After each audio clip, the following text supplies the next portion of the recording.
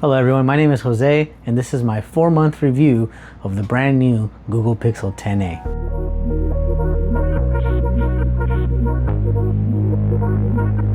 Hate it when my doubts and my fears swell up like the ocean.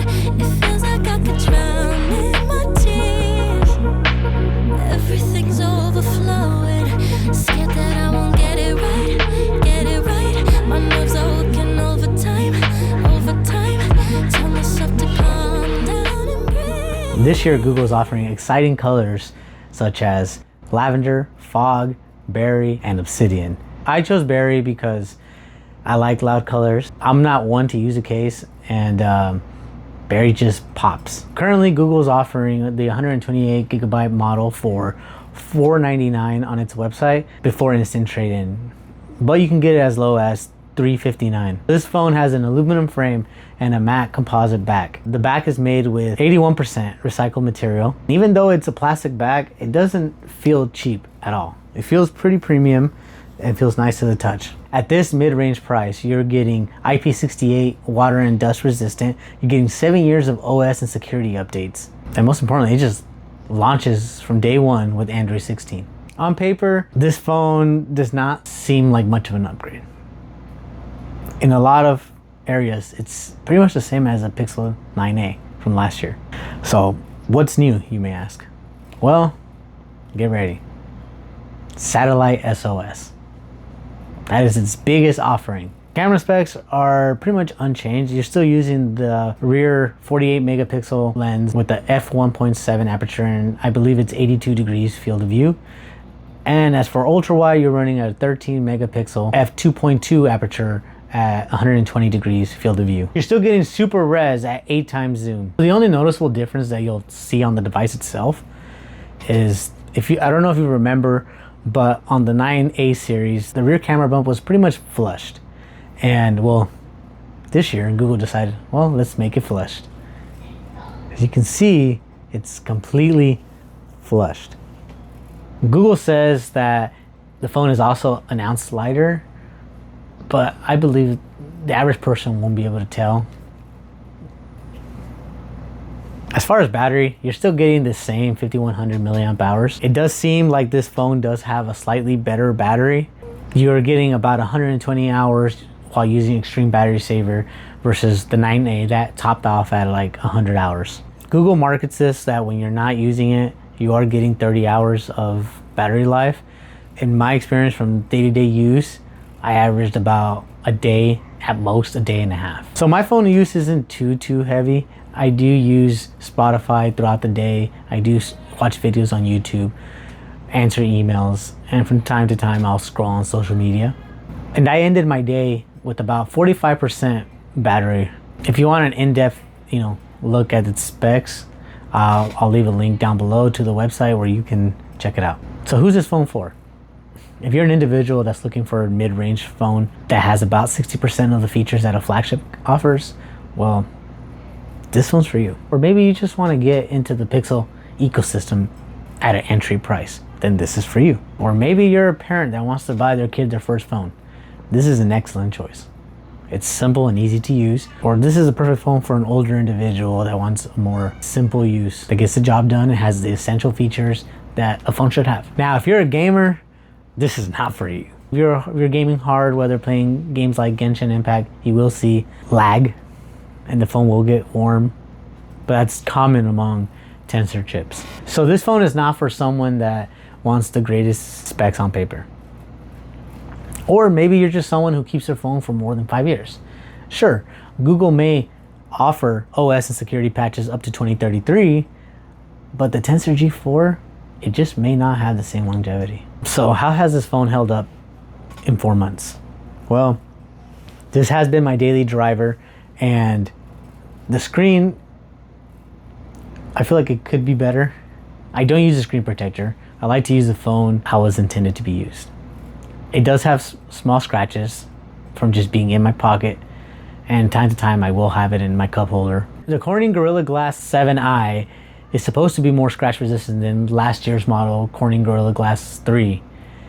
It's slightly better on paper, but in real life use, it scratches just as easily. As far as the frame,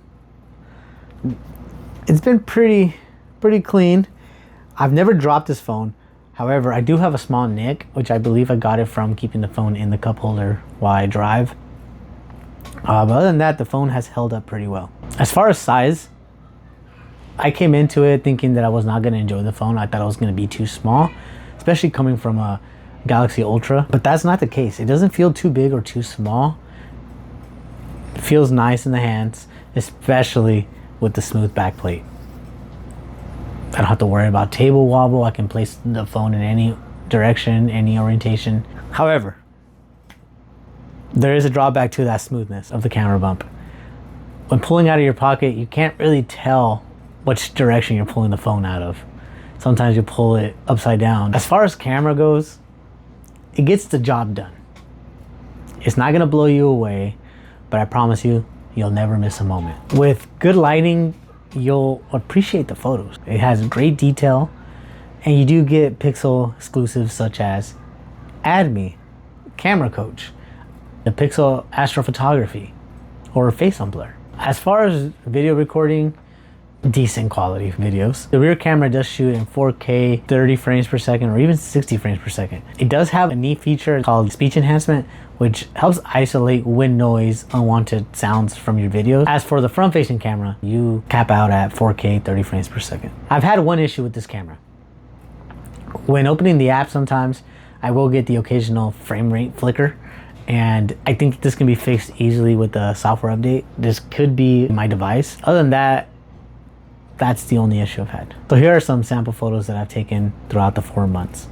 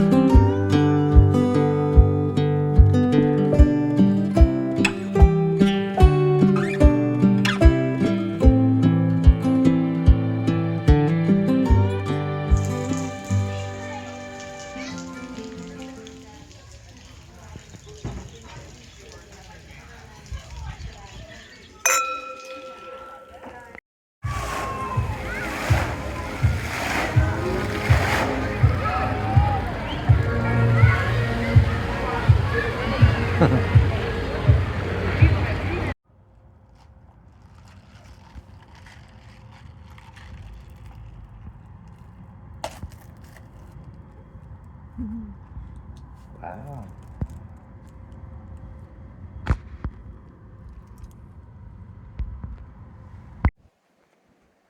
So this is a video test using the rear view camera. It's just a shot in 4K, 30 frames per second. This also has speech enhancement to help reduce wind noise.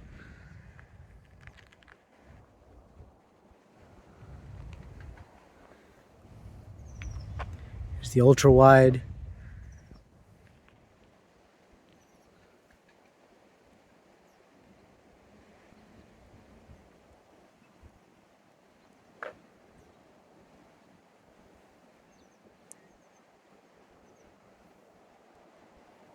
So it's kind of neat that this phone allows you to change lenses as you're recording.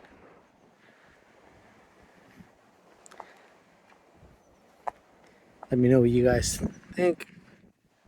So this is a video test using the front-facing camera with speech enhancement enabled. It is currently a windy day. It's also very bright. Let me know how the audio quality is. Biometrics. This has been the Pixel lineup's biggest Achilles heel. In my opinion, they haven't had a great biometric since the Pixel 3 XL. Well, this phone pretty much fixed all the issues I've had with it. The on-screen fingerprint sensor has been flawless in my opinion. So has the Face Unlock. Now, it's nowhere near Apple's Face Unlock or Face ID, but it's a step in the right direction, and especially for a mid-range phone, you'll appreciate that. So who do I recommend this phone to? If you're someone that wants the Pixel experience and prioritizes getting updates before anybody else, then this is for you. So this phone has been reliable without having a flagship price. So don't feel like just because you're buying a mid-range phone that you're gonna miss out on the actual Pixel. Now, the biggest complaint that I've had with this device has been that Google has opted to not include Pixel Snap. And I believe if this phone had Pixel Snap, this would be the best mid-range phone. I really enjoyed using this device the past 4 months, which has me really excited for what Google has planned for the next Pixel lineup. So this has been my experience in the past 4 months, and I truly recommend this phone to pretty much anyone. So thank you for watching. Please like, subscribe, and comment down below, and I'll catch you guys on the next one. Bye.